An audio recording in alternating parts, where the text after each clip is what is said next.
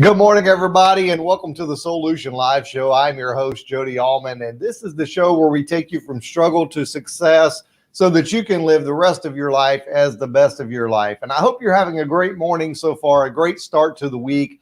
And on this Monday, I want to talk about your mindset and how that you can have a mindset for success. Now, to understand that, we have to first define what is success. And I love Miles Monroe's definition of success. And what Miles says is success is not making a lot of money. It's not having a big house or a car. Success is not having a lot of friends. Success is the completion and the successful fulfillment of the original intent or purpose for your existence or why the thing was made. Success is you discover your purpose and complete it before you die. Success is not measured by what you've done compared to what others have done. Success is measured by what you have done compared to what you should and could have done, or by what you are able to do. The only person who knows how successful you are is you and God. It's possible to be successfully in a wrong assignment. So the key of the success is purpose. And your purpose must come from your manufacturer or your creator. John Maxwell says this. He says the largest gap between successful and unsuccessful people is the thinking gap. So you've got to understand that your mindset, your attitude is huge when it comes to your success. I've said for many years that in order to have something come into this world successfully, it must always come head first. In other words, in your thought processes first, your mind first. As a matter of fact, in Ecclesiastes chapter 10, verse 2, it says, wise thinking leads to right living. Stupid thinking leads to wrong living. That's from the Message. So wise thinking will lead to right living. Stupid thinking will lead to wrong living. So what is success? What is the epitome of success? It's living the fulfilling life you were created to live and have by divine design. You see, Paul said in Philippians chapter 4, beginning in verse 4, all the way through verse 7. Let's read it really quickly and let me share with you some of this mindset for success. He says, rejoice in the Lord always. And again, I say rejoice. Let your moderation be known unto men. The Lord is at hand. Be careful for nothing, but in everything by prayer and supplication with thanksgiving, let your requests be made known unto God.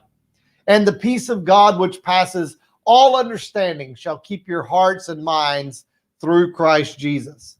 Now, if we look at that, we find that a fulfilled life, which is a successful life, right?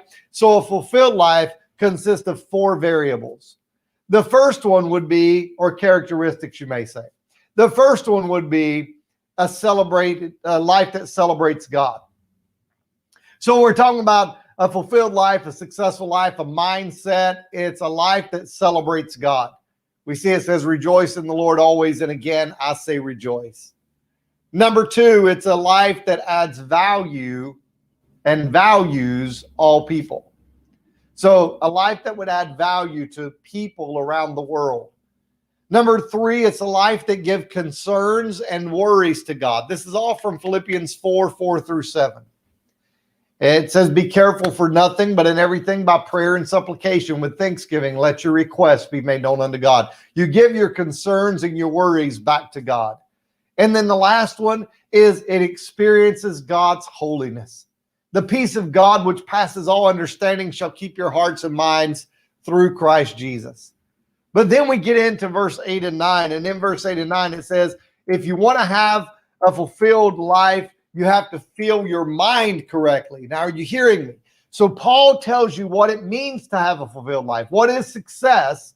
But then he says the way to have it, the way to implement success in your life is by your mindset. Because he says, finally, brethren, whatever things are true, whatever things are honest, whatever things are just, whatever things are pure, whatever things are lovely, whatever things are of a good report, if there's any virtue, if there's any praise, think on these things. And then he says, those things which you have both learned and received and heard and seen in me, do, and the God of peace shall be with you.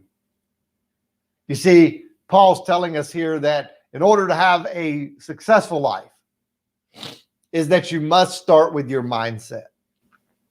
You can't allow your mind to wander into the crevices and the night hours of negativity. You cannot allow your mind to be focused as a pessimist instead of an optimist. Because whatever you think will control you. As a matter of fact, James Allen, the author of the late great book that was written years ago that many people still read today, As a Man Thinketh, he said, the greatest discovery in my generation is that we can change our lives if we simply change our attitude. How powerful is that, my friend? That for generations now, people have discovered that if you change your mind, you can change your life. See, the thing is, you can't just simply live beyond your belief system. Whatever your belief system is, that's where you will live. So let me ask you, what is your perception of who you are? What is your perception of who you are right now? Number two, what is your answer to the question of why do I exist?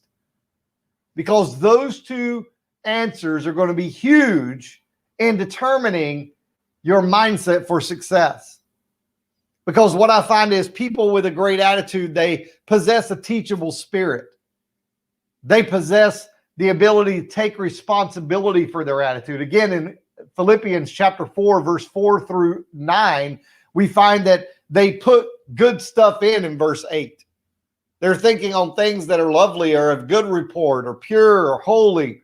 They meditate on these good things and they practice in verse 9 these good things through their actions. See, you can have the potential but not have the belief. The king of the jungle is the lion. Now, wouldn't you think it would be a rhinoceros or an elephant because they're such a large creature? I mean, could you imagine that if an elephant wanted to, it could trample a lion? But here's the thing. Even though the elephant is bigger, even though the elephant is stronger, even though elephants travel in herds with more people, if you will, more support system, more elephants to help fight against a lion. It's all about the mindset, because when the elephant sees the lion, it feels like lunch. It lets fear set in and it runs away. But when a lion sees an elephant, he doesn't look at it and say, wow, that elephant could stomp me to death. That elephant could gorge me to death with its tusk. It looks at it and it says, boy, that's a big meal. I'm going after it. I have the ability. I am the king of the jungle. I can devour the elephant. You see, it's all about mindset. As a matter of fact, think like this as we conclude this teaching today. If you had a seed, let's say you had an apple seed, and you place that apple seed in your windowsill, it could stay in your windowsill for 50 years. And even though it has a tree inside of it, the result will be that it'll stay a seed. It will never reach its potential unless it's placed in soil, given a little water and given some light. Then, and only then, will the seed become a tree. And you can do that after 50 years. You see, I believe that you and I and everybody in this world are seeds that have been planted by God in his creation. But the problem is that we never allow ourselves to be planted in the right environment with the correct elements added daily so that we can become like a tree planted by the waters, which will flourish and produce fruit. With that understanding, my friend, you have the ability not to just become an apple tree, but in that one apple seed, there is the ability to become a complete apple orchard. Because from every apple that falls, there are at least 2 to 3 seeds. And in every seed is another tree. What's in you today? You see, It's going to be determined not just by what's inside of you, but what you think you are, what you think you can accomplish, what you think you can achieve in this life, how you can impact, influence other people. You see, it's all about your mindset. And I want to talk to you more in the future about mindset because so many people are being limited by their belief system. And I want to help you break out of that and break through that so you can break to what God created for you to have. So this is the Soulution Live Show, the show where we take you from struggle to success so that you can live the rest of your life as the best of your life. And I hope that you will begin thinking about how you think.